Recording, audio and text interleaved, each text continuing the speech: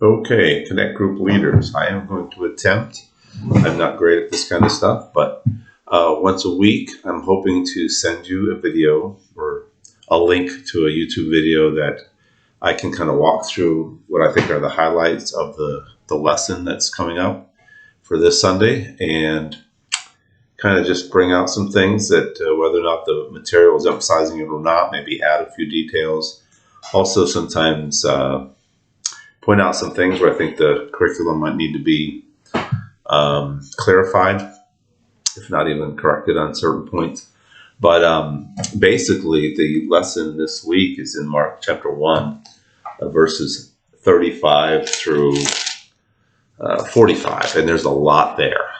So be careful about spending too much time walking through the context prior to that, although context is huge. I'm a big believer in context. What I really want you to focus on regarding the context is not going all the way back to the lesson from last week. You've already taught that lesson.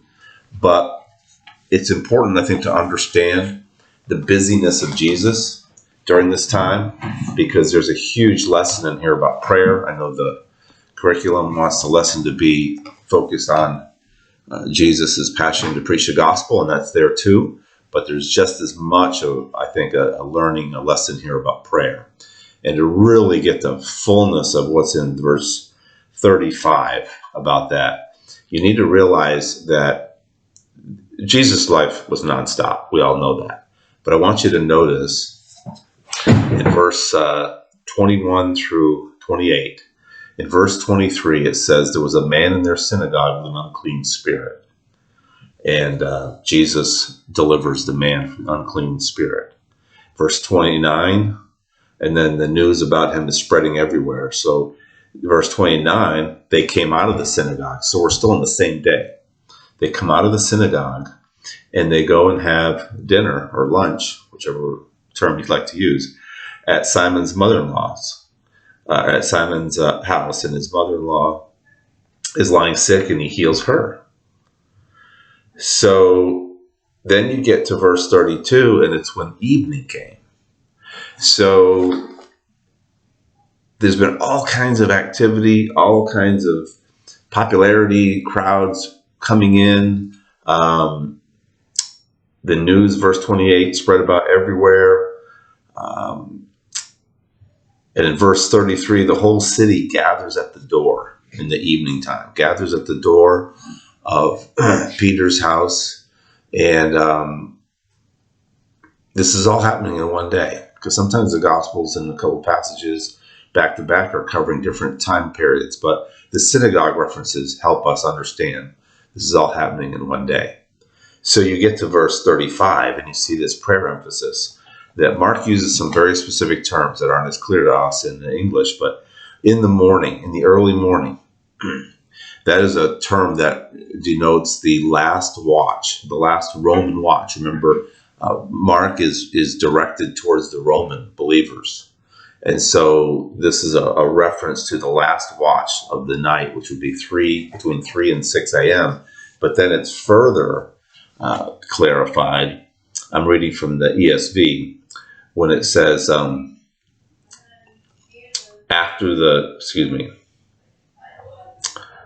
verse 30, let's see, where are we? Verse 35, in the early morning, while it was still dark, literally in the Greek, that reads night very much. So you've got a 3 to 6 hour time frame, and then Mark clarifies that this would be early in that 3 to 6 hours, 3 to 6 hour time frame. So probably, you could say 4 a.m., somewhere in that vicinity. That Jesus is so busy, as Martin Luther said, he's so busy he couldn't afford not to pray. What a huge application there is there for your class members and all of us. We often talk about being too busy to do things, but we cannot go without prayer. And Jesus, the sinless Son of God, needed prayer so badly, he would get up at possibly 3, but 4 in the morning, he'd go off to try to escape the crowds and escape even the 12 and pray. So there's this heavy emphasis on prayer.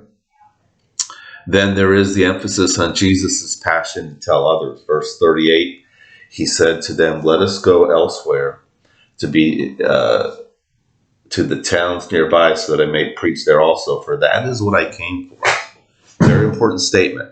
That is what I came for. Jesus did not primarily come. Listen to what I'm going to say here. Keep it in its context. He didn't primarily come to heal people. We see him constantly doing that in the book of Mark, because Mark's a book of action. He healed people because he loved them, but mostly he healed them because it was a sign of who he was, that he was the Son of God. But his primary purpose, those things were to supplement his primary purpose, to show who he was, that he was the Savior, so that he could then preach the message of salvation to them. But whatever happens when, people start getting healed and start getting physical needs met, they don't want you to leave. And so in Capernaum, they were starting to try to monopolize his time, and he realized he couldn't get stuck in one place. There's some good applications for us about that too. We can easily get stuck in a rut of some kind and lose sight of the opportunities, maybe get stuck in a rut even in our witnessing and our praying, that we're always focusing on certain people and letting others not even get any attention from us. So some good applications there that you can make. And then lastly, the account of healing the leper demonstrates his compassion.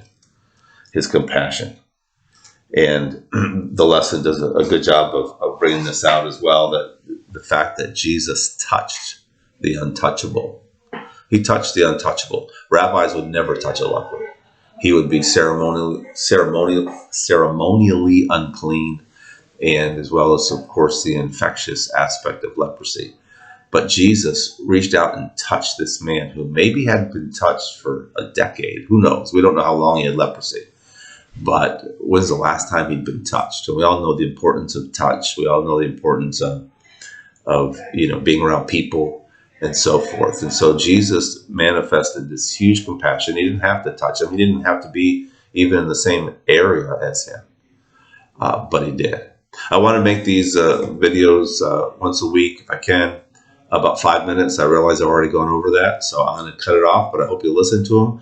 I hope you'll also take the time. There's a QR code in your book each week for podcasts that can give you some really good information. And I'll be praying for you. And if I'm sending this to someone who doesn't teach a class, because I'm still getting my feet wet, if if it doesn't apply to you, let me know. But when I send out this link, if I send it out in a group text or something, reply individually, so that everybody's not getting tons of messages and so forth. I hope this helps. If you ever have any questions, email me or text me or whatever. I'm here for you. I want to help you. And I hope this has been helpful. Thank you. Have a good day.